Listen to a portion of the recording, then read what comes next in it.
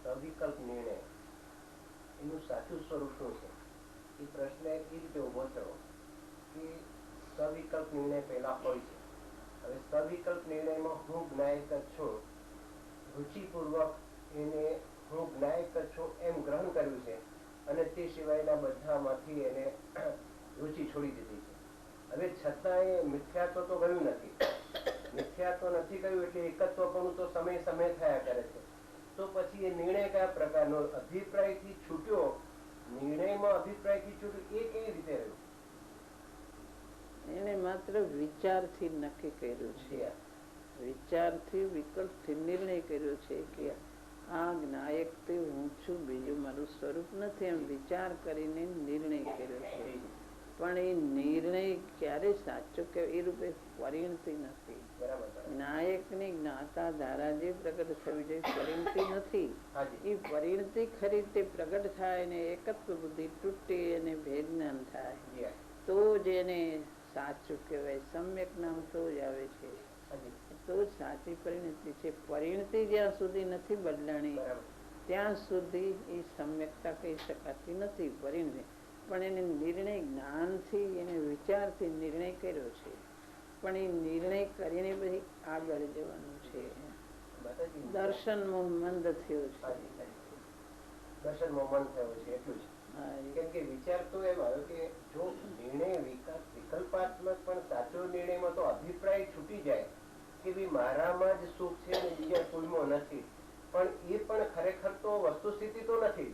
કેમ કે મિથ્યાત્વ તો ઉભું છે ને સમય સમય એકત્વપણું તો હજુ થયા જ કરે છે. એકત્વપણું થયા જ કરે છે. માટે એને વિચારથી નક્કી કર્યું. દર્શનનું મંદ થયું છે. અંદરથી વિચારથી નક્કી કર્યું કે આ નાયક જ હું છું અને આ વિભાવ ભાવ શુભાશુભાવ મારું સ્વરૂપ નથી. એમ વિચારથી નક્કી કર્યું છે. સાચા દેવ ગુરુદેવ આવા હોય, ગુરુ આવા હોય, શાસ્ત્રમાં હોય ને નાયક મારો નાયક છે એ બધાથી જુદો છે. વિચારથી નક્કી કર્યું છે પણ એકત્વ બધી થઈ રહી છે. એટલે ખરી રીતે અંદરથી એની અભિપ્રાય પરિણતિ ચૂકતી નથી ત્યાં સુધી વિચારથી જ નક્કી છે. એટલે દર્શન મોહની મંદતા છે. ખરી રીતે જયારે સમ્યક પરિણતિ જે થાય ત્યારે જ મિથ્યાત્વ છૂટું કહેવાય. એમાં એ સમજવું કે શાસ્ત્ર દ્વારા સત્શાસ્ત્રો અથવા ગુરુ ગમે એને વસ્તુનું સ્વરૂપ વિચારીને આટલું નક્કી કર્યું કે અનેકાંત પૂર્વ વસ્તુના અનેકાંત સ્વરૂપ પૂર્વ નાયક જ મારું સ્વરૂપ છે એવો એક નિર્ણય કર્યો. બાકી એથી અભિપ્રાયમાંથી કઈ ત્યાગ થયો છે એવું તો ખરેખર નથી બન્યું. ત્યાગ નથી થયો, વિચારથી નક્કી કર્યું.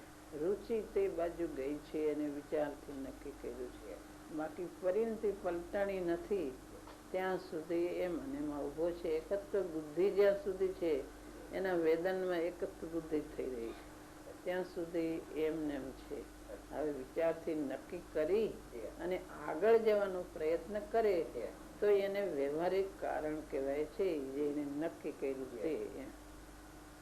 નક્કી કર્યું કઈ રીતે કેવું? જયારે એકત્વપણું સમય સમય થયા જ કરે છે તો એ નક્કી અભિપ્રાય ચારિત્ર દોષ હોય તો ઠીક છે પણ અભિપ્રાય નો દોષ બી સાથે તો ઉભો છે. અને છતાં એને નક્કી શું કર્યું? તો પછી નક્કી આ તો એક પ્રશ્ન અંદર માંથી ઉઠ્યો કે આમાં નક્કી કરવા પણ શું આવ્યું? વિચારથી નક્કી કર્યું. વાસ્તવિક તો અંદર થાય ત્યારે જ કહેવાય. જે ક્ષણે અંદર સમ્યક પરિણતિ થાય ત્યારે જ મિથ્યાત્વ ગયું કહેવાય.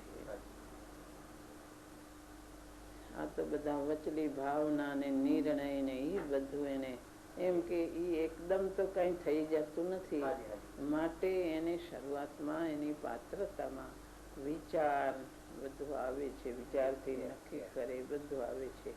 પણ ખરી રીતે તો એ જયારે પરિણતિ પલટાય ત્યારે જ એને સાચું કહેવામાં આવે છે. ત્યાં સુધી સાચું કહી શકાતું નથી. એક જીવ તીવ્ર મિથ્યા દ્રષ્ટિ છે. એક જીવે આવો નિર્ણય કર્યો છે એને કેટલી કિંમત આપે આ રીતે? તો શું મિથ્યા દ્રષ્ટિ તીવ્ર સામાન્ય વસ્તુનું સ્વરૂપ સમજતો નથી અને એક સમજીને આ રીતે નિર્ણય કર્યો છે. પણ નિર્ણય કર્યો છે નિર્ણય રૂપે કઈ રીતે કેવો એને સાચી રીતે વસ્તુ સ્થિતિ કહી શકાતું નથી. એને વ્યવહારથી કહેવાય છે. વ્યવહાર પણ એ નિશ્ચયપૂર્વકનો વ્યવહાર નથી, તો વ્યવહાર છે એમ એવું એની જિજ્ઞાસાની ભૂમિકામાં એને નક્કી કર્યું છે. બીજા કરતા એ જિજ્ઞાસા ભાવના અને વિચારથી યથાર્થ સ્વરૂપને વિચારથી જાણે છે એમ એટલું કહેવાય.